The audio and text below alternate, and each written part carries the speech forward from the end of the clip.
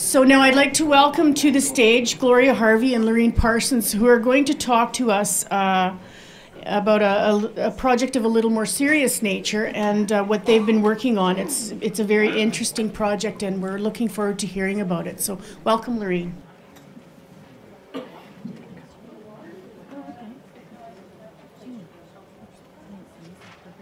Okay, ours won't be as entertaining as Chris's.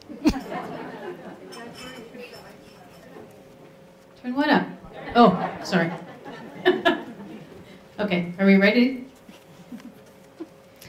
I'll start my presentation with some background information on the First World War, with particular emphasis on how Kenora and its citizens responded. Gloria will then follow up with stories of some of the Kenora soldiers. Europe had often been referred to as a powder keg waiting to explode in the years before the First World War.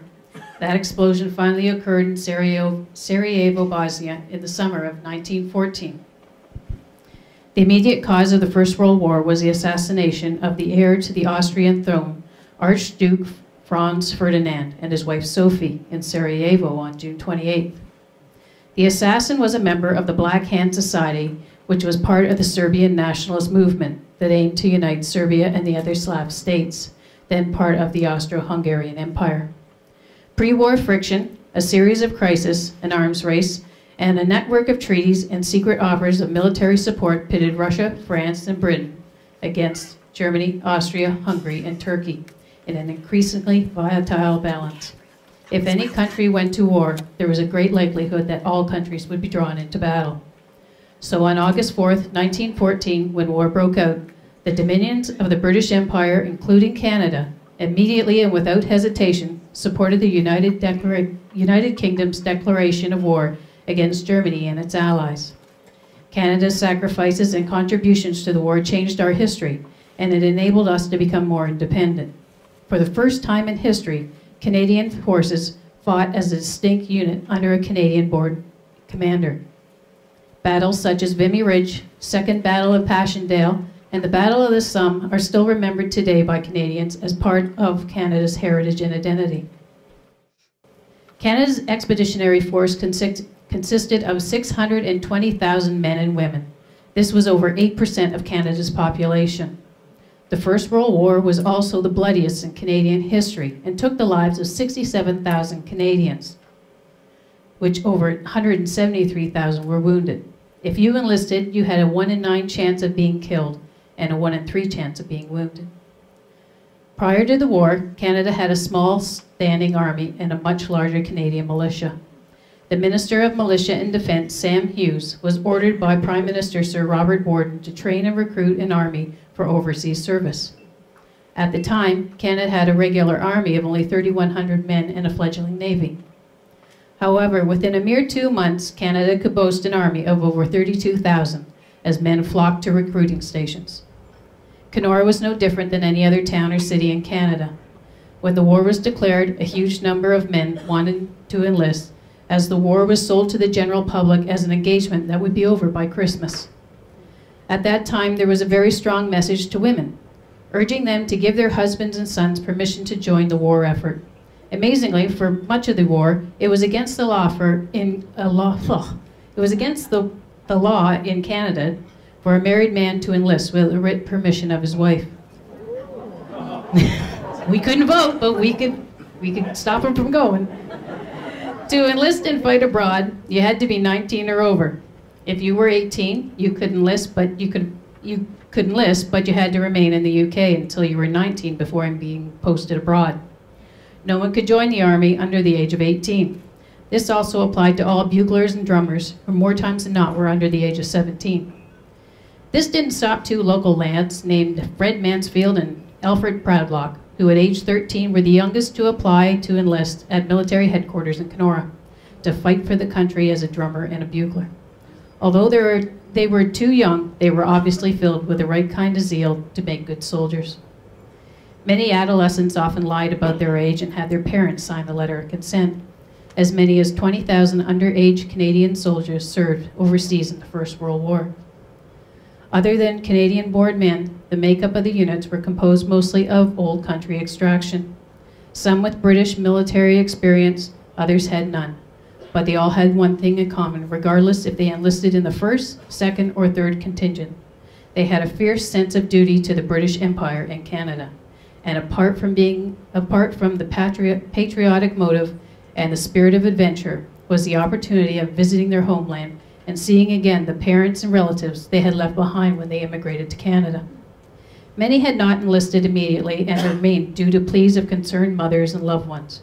But after a period of time and seeing numerous friends and co-workers enlist, many like James Murphy began to question himself and ask, what am I prepared to do? Am I going to stand aside and let the Huns continue this diabolical slaughter?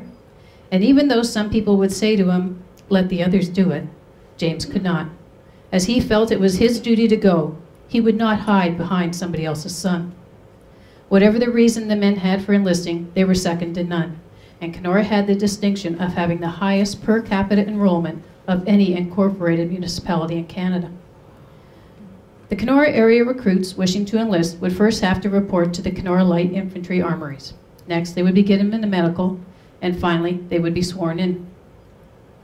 The employees at the Canadian Pacific Railway who enlisted were given the guarantee that upon their return from the war, their positions would be waiting for them. This was not always the case with many employers. The CPR also paid the men 6 months' salary gratis, in which many sent home to help support their families. Many of Kenora's recruits worked for the CPR, and some lived at the YMCA building across the street from the station. The men whom had enlisted for the 1st Canadian contingent received their orders to go into service as active soldiers of the Empire on August 15, 1914.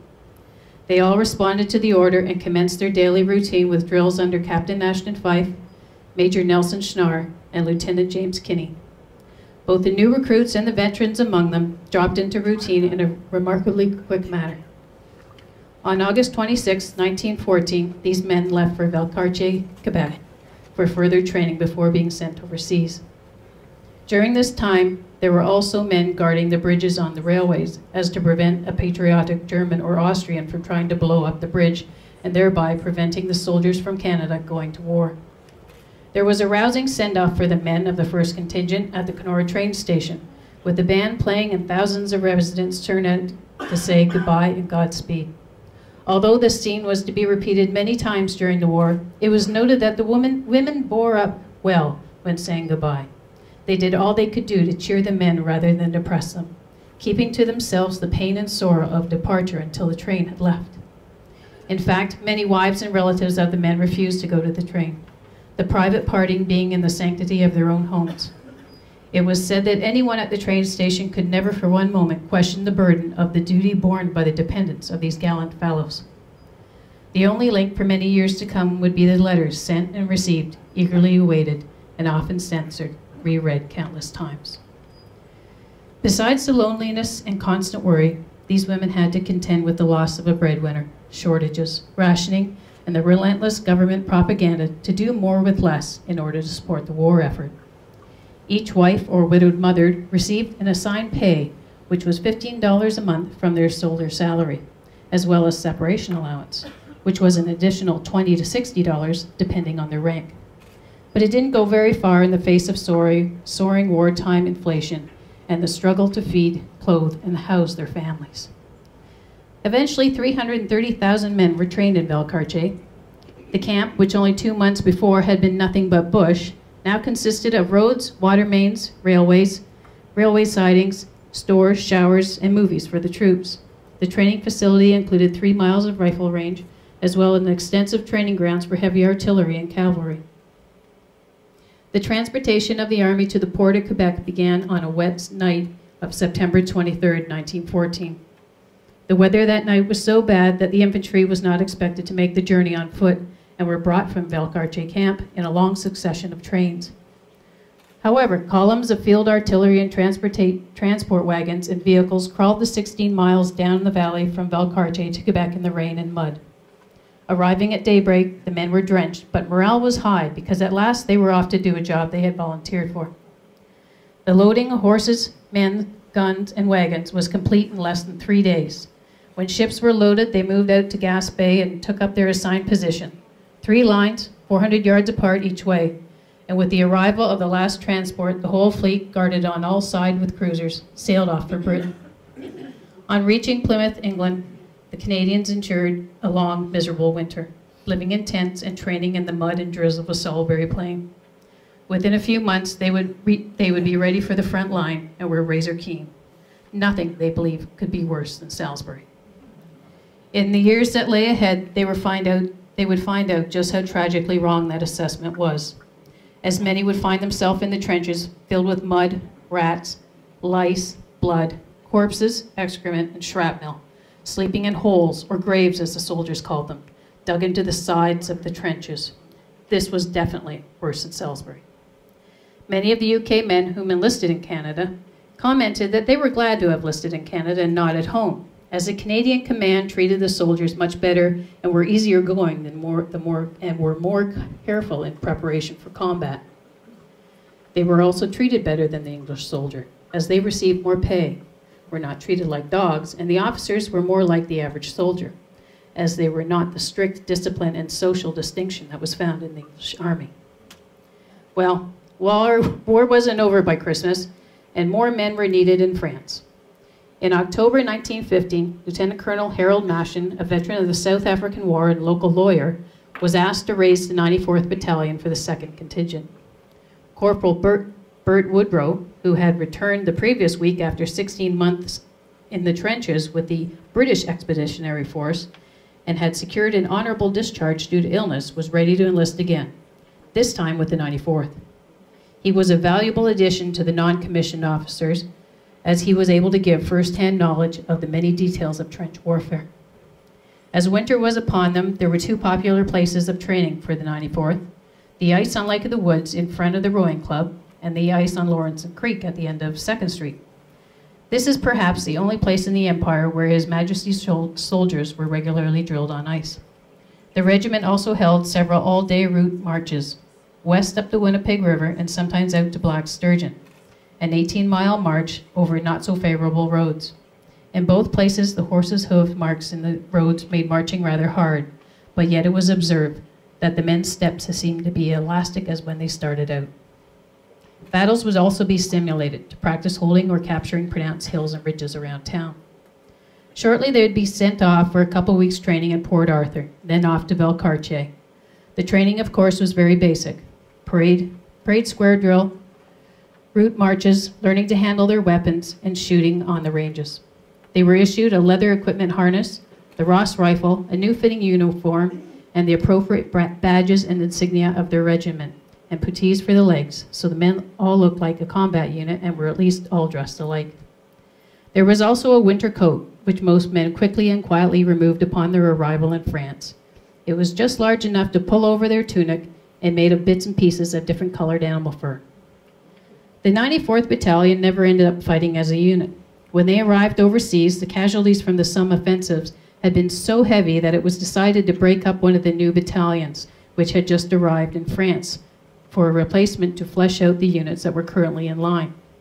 The 94th and 103rd Battalion from Winnipeg were the most recent arrivals, so the battalions were lined up, the commanding officers marched out, met in the center, and tossed a coin to see which unit would fight on and which would be broken up for replacements for other units.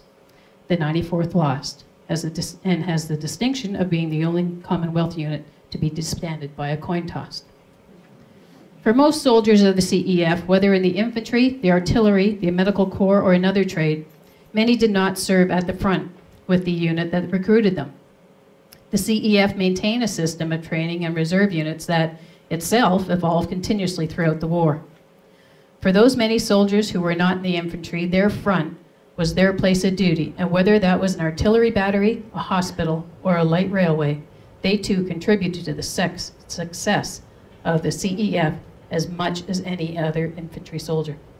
Several men from Kenora, some of who would otherwise have been ineligible for military duty owing to age or physical problems, served in the labor or the service units. Some of these included the Canadian Forestry Corps, who provided lumber for Allied war effort by cutting and preparing timber in the United Kingdom and on the continent of Europe. Forestry units also cleared terrain for the construction of installations such as airfields and runways, prepared railway ties, as well as lumber for the creation of barracks, road surfaces, ammunition crates, trench construction, etc. These units were sometimes called onto to perform as entry. In the Royal Engineers, there were many tunneling companies nicknamed the Moles. They were specialist units within the Army formed to dig attacking tunnels under enemy lines. They designed and built the front lines, barricades, creating cover for the infantry and positions for the artillery. It was in the hands of other technical skilled engineers to develop responses to chemical and underground warfare, and without them, the infantry and artillery would have soon been unable to carry on their vital work. The engineers also maintained the railways, road, water supply, bridges, and transport, allowing supply to the armies.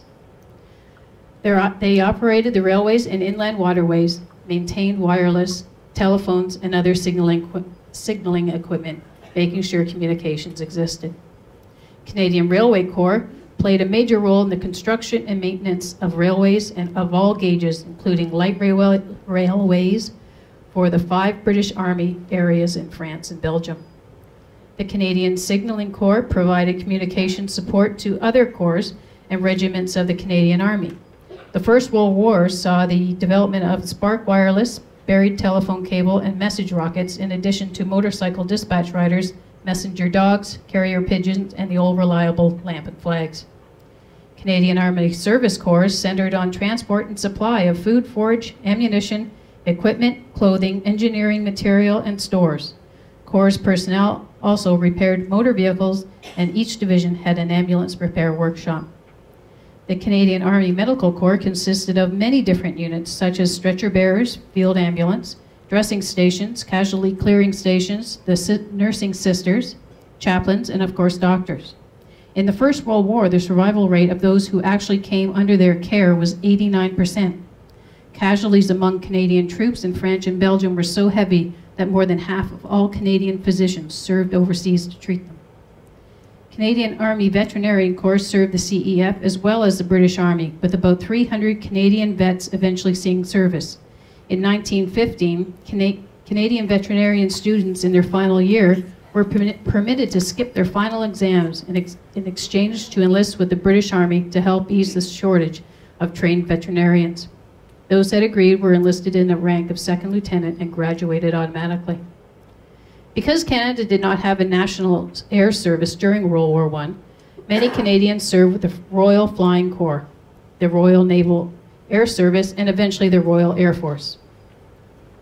Canadians served on all fronts of the war. Canadians served with pride and distinction. By the war's end, it had been estimated that over 23,000 Canadians served within the air services of the United Kingdom. Of those, over 1,500 made the ultimate sacrifice. The missions varied as newer aircraft and tactics were developed. Originally, the airplane was seen as an observation platform for artillery spotting. Then, aviators started arming themselves and shooting at each other with occasional success. This brought technology into the forefront, as methods were devised to mount machine guns on aircrafts. In addition, the pilots were also dropping things from aircraft, such as flechettes. These were large steel darts that could penetrate a steel helmet, eventually progressing to grenades and finally bombs. Canadians were involved in all various aspects of the flying war. Of the 27 Allied pilots who had 30 or more combat victories, 10 were Canadians, including the top ace, Billy Bishop, with 72 victories. Canadian naval participation in the war was limited, as its newly formed Navy possessed only 2 old cruisers, 2 government vessels, and 2 submarines. However, many thousands went to serve with the Royal Navy.